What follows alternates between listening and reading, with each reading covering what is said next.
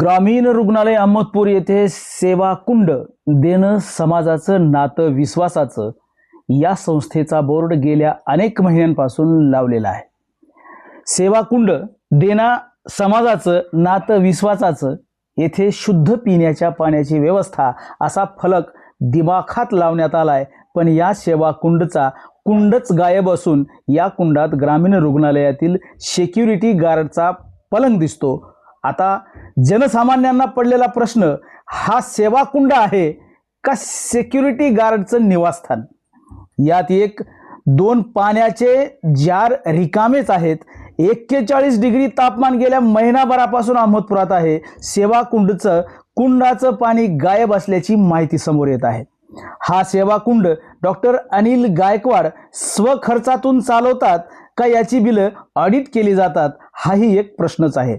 याबाबत डॉक्टरांशी चर्चा केली, त्यांनी याबाबत माहिती नसल्याचे सांगितले। याची चौकशी होईल का?